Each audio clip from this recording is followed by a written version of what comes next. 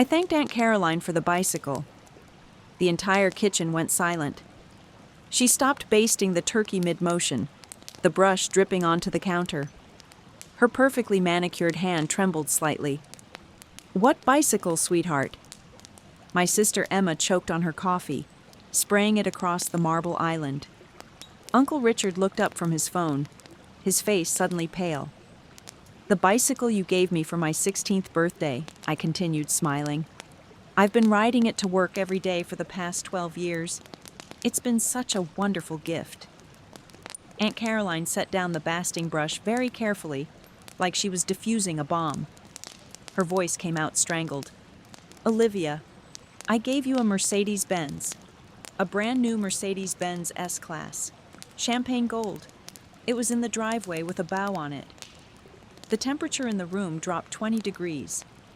My mother's wine glass paused halfway to her lips. Emma was making a weird choking sound, her eyes enormous. "A Mercedes?" I tilted my head, genuinely confused.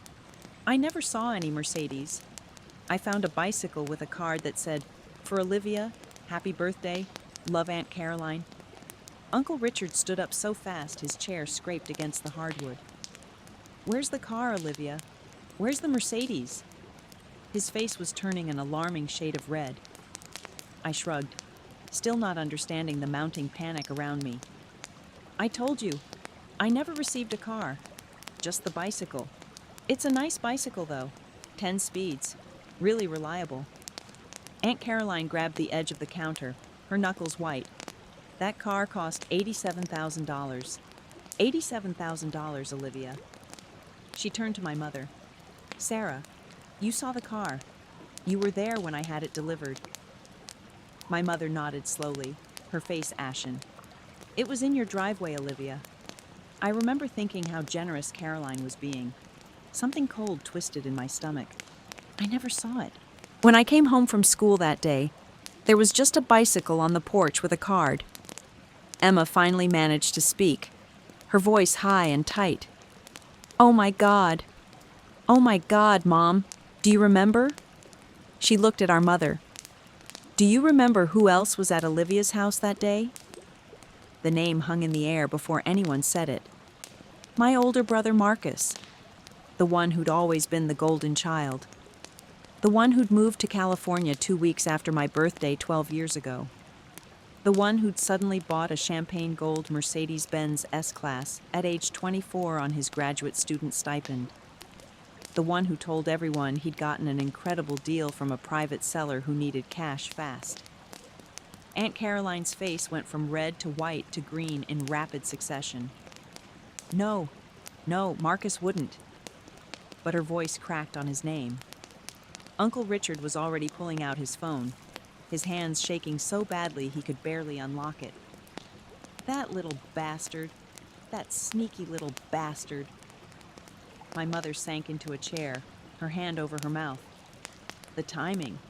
Oh God, the timing matches perfectly. He bought that car 2 weeks after Olivia's birthday. I felt numb, standing in the middle of this Thanksgiving chaos, processing 12 years of information in 30 seconds. He switched the gifts? My voice sounded far away. Marcus took the car and gave me a bicycle instead? Emma was pulling up something on her phone, her fingers flying. Look at his Instagram from back then." She thrust the screen at me. There was Marcus, young and grinning, leaning against a champagne gold Mercedes-Benz. The caption read, "Worked hard, saved up, bought my dream car. Nothing beats earning it yourself." Aunt Caroline made a sound like a wounded animal. She grabbed the phone from Emma's hand, staring at the photo. Her perfectly applied makeup was starting to run as tears formed. "He let me think you were ungrateful. All these years, I thought you never appreciated what I gave you. You barely thanked me at your birthday party. I thought you were disappointed it wasn't cash or something cooler." The words hit me like a physical blow. "I thanked you for the bicycle at the party. I thought it was sweet. I never knew about the car." Uncle Richard was pacing now, his phone pressed to his ear. Marcus, call me back right now." Right now, do you hear me? He ended the call and immediately redialed. That car was registered. There's paperwork. We can prove this. Aunt Caroline was scrolling through Marcus's old photos now, her breath coming in short gasps. Here's another one from that same month. And another. He posted about this car constantly. How did we not see this? How did we not connect it? My mother was crying silently, her shoulders shaking. He's my son. My son stole from his little sister. Emma put her arm around me, her own face pale. Liv, you could have had a Mercedes for 12 years. You've been taking the bus and riding that stupid bicycle in the rain. I couldn't speak. The weight of the deception was crushing. 12 years. 12 years of thinking my aunt had given me a modest, thoughtful gift. 12 years of Marcus driving around in my car, taking credit for buying it himself, building his image as a hard-working success story. Aunt Caroline was hyperventilating now. The insurance, the registration. I put it in your name, Olivia. I have the documents. I kept them safe in case you ever needed them. She turned to Uncle Richard. Get the files. The safe in the office. Get everything. He practically ran from the room. My father, who'd been silent this whole time, spoke up.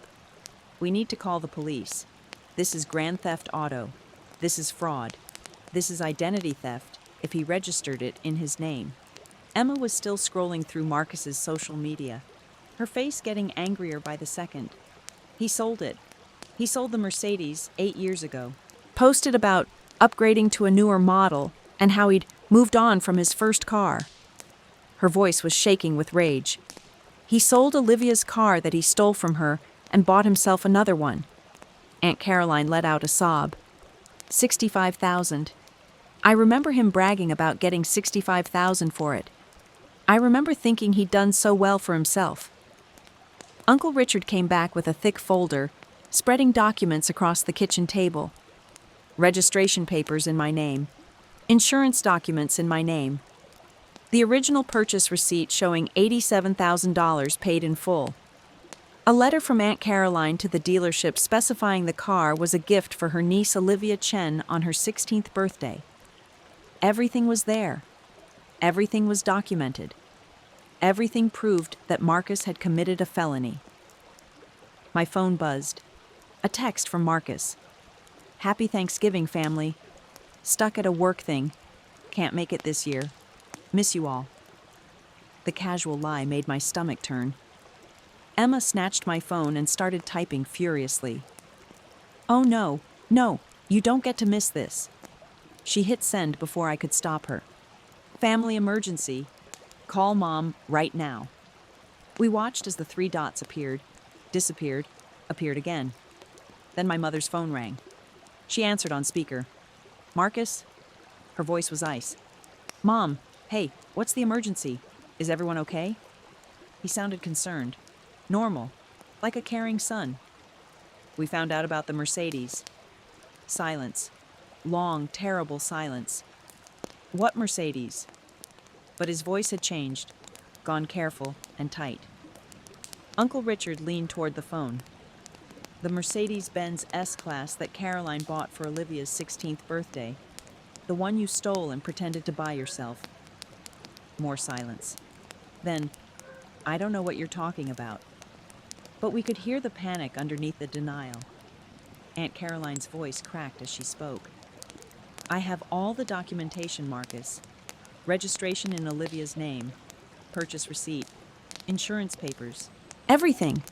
And we have your social media posts showing you with that exact car 2 weeks after her birthday. We heard something crash on his end. I can explain. It was a misunderstanding. The car was just sitting there, and I thought, you thought you'd steal an $87,000 car from your 16-year-old sister? My father's voice was deadly quiet. You let her think she got a bicycle. You let Caroline think Olivia was ungrateful. You built your entire image on a lie. Emma leaned in. And you sold it. You sold her car and kept the $65,000. The sound of Marcus's breathing was ragged now. I'll pay her back. I'll pay back every cent. It was stupid. I know it was stupid. But I was young and... You were 24, my mother cut him off. You were an adult, and you've had 12 years to come clean.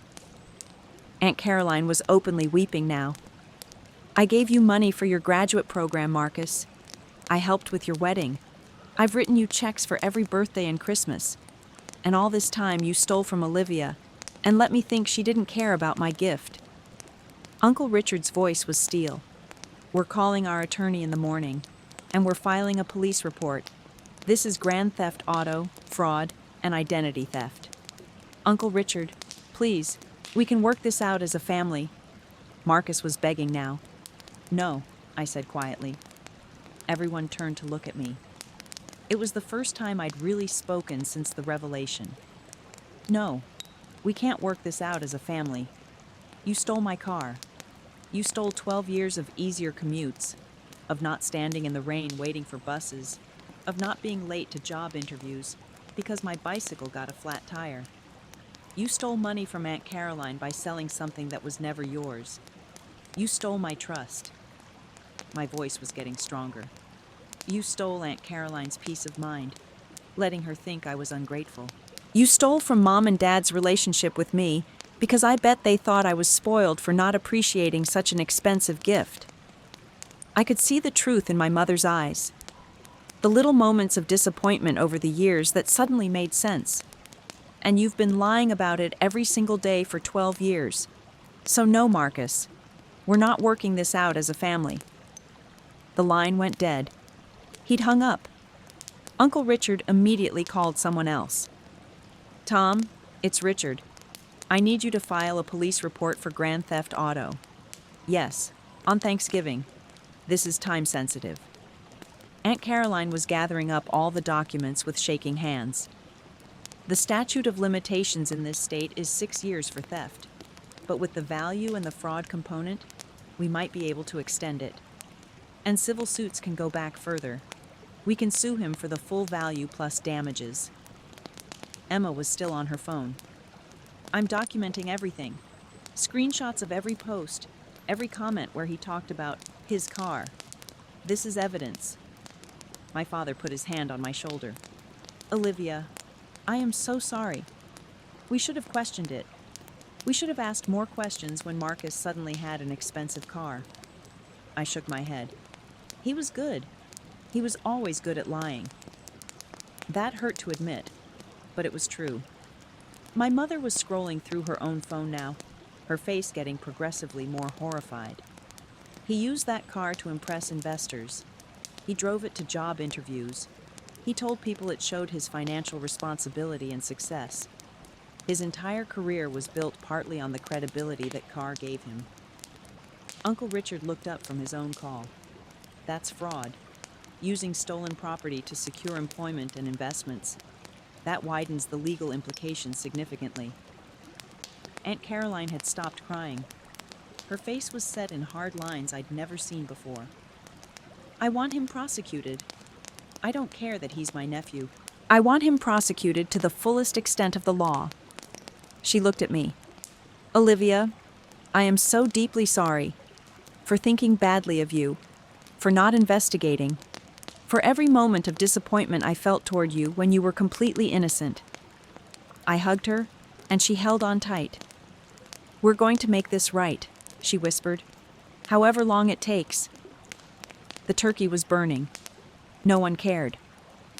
Emma turned off the oven while the rest of us sat in the living room, lawyers being called, documents being photographed, evidence being compiled. My phone kept buzzing with texts from Marcus. Please don't do this. I'll give you everything I have. Think about Mom and Dad. This will destroy the family. I blocked his number. The family was already destroyed. It had been destroyed 12 years ago when he chose a car over his sister. Uncle Richard's lawyer arrived within an hour. Thanksgiving dinner abandoned. He looked over the documents, looked at the social media evidence, looked at the timeline. This is airtight. The registration alone proves ownership. The fact that he sold it and kept the proceeds is conversion.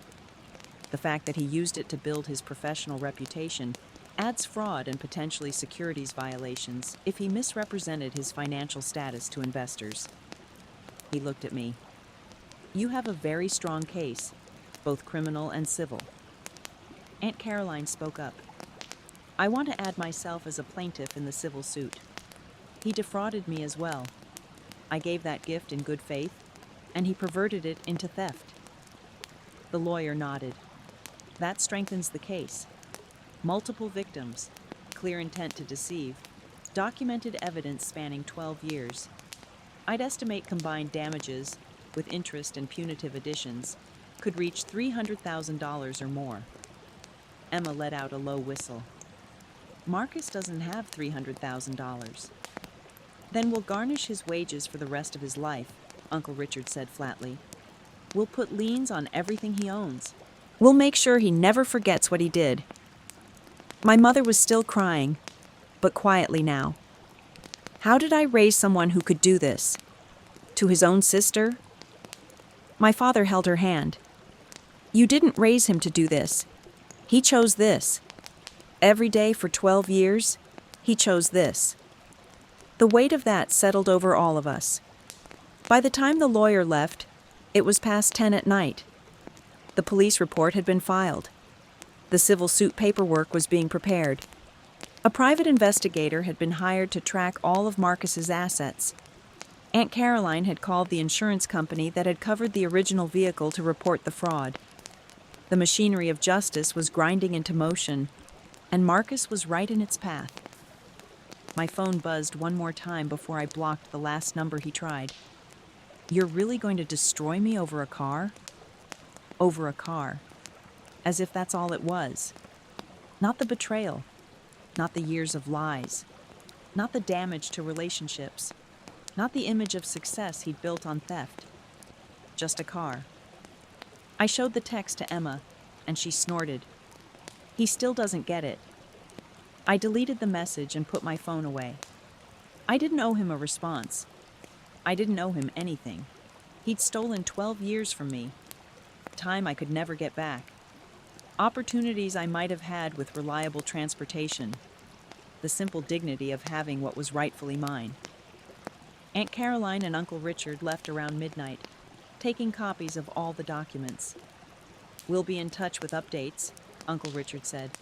I promise you, Olivia, he will face consequences.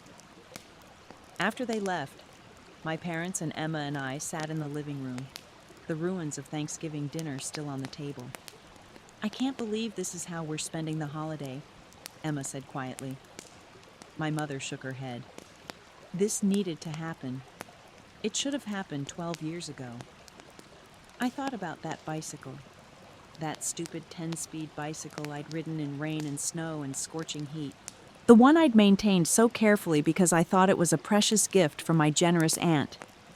The one I'd thanked her for, genuinely, because I'd been raised to appreciate what I was given. Marcus had counted on that. He'd counted on me being grateful for scraps while he drove away in luxury. The calculation of it made me feel sick. This wasn't a momentary impulse. He'd planned it. Switched the gifts, forged documents, or simply kept the real ones hidden, created an entire false narrative. What happens now? I asked. My father sighed. The police will investigate. The prosecutor will decide whether to file charges. The civil suit moves forward regardless.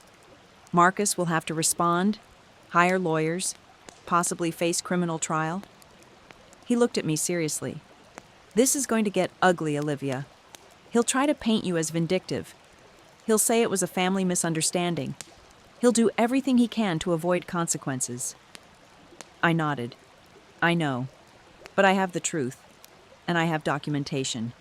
And I have 12 years of riding a bicycle in the rain while he drove my car. Emma pulled out her laptop. I'm writing everything down. Every detail we remember. Dates, times, conversations, anything that might be relevant. She was in full protective sister mode. He's not getting away with this. My mother looked at me with red, swollen eyes. I'm proud of you, for standing up for yourself. for not letting him manipulate you into letting this go. That meant more than she knew. Thanks, Mom.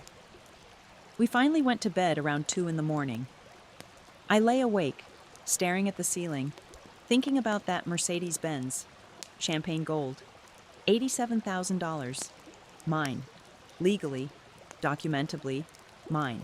Stolen by my own brother and used to build a life I'd believed was earned through his hard work and intelligence. Every compliment he'd received about that car. Every business connection made. Every door it had opened. All of it based on theft from his teenage sister. Morning came with a call from Uncle Richard's lawyer. Marcus had retained counsel.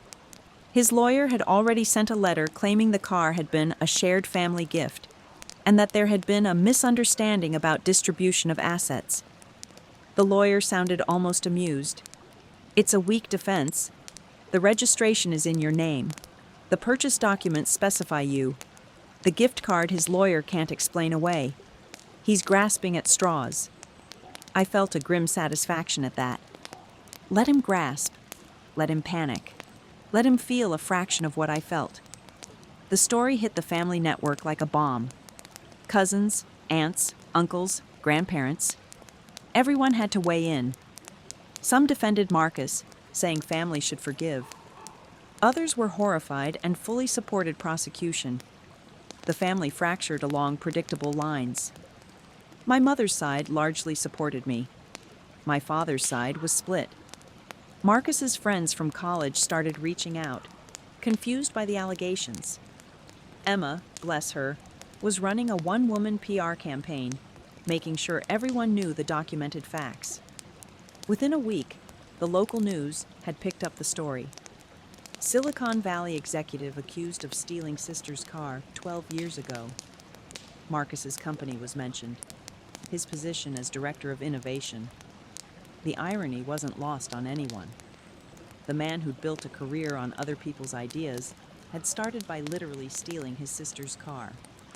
His company put him on administrative leave pending investigation. His carefully constructed image was crumbling in real time. The prosecutor called. They were filing charges: grand theft auto, fraud, identity theft. Marcus could face up to 6 years in prison. The civil suit was moving forward. Aunt Caroline and I were listed as co-plaintiffs.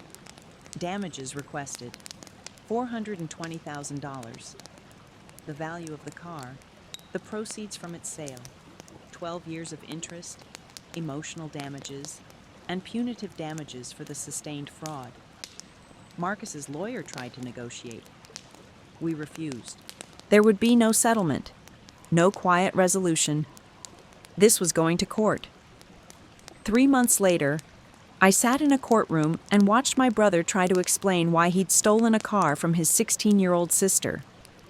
His lawyer argued it was a family dispute over gift-giving and a misunderstanding that escalated. The prosecutor presented the registration, the purchase documents, the insurance papers, the social media posts, the sale records, 12 years of documentation that proved, beyond any doubt, that Marcus had committed theft. The jury deliberated for 4 hours, guilty on all counts.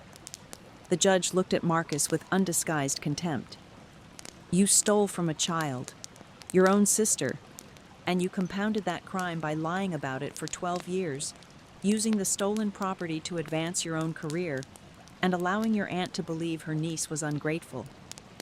He sentenced Marcus to 4 years in prison and ordered full restitution. The civil judgment came down a month later: $420,000, plus legal fees. Marcus's wages would be garnished at the maximum rate for the next 20 years. I visited the bicycle one last time before I donated it to a youth charity.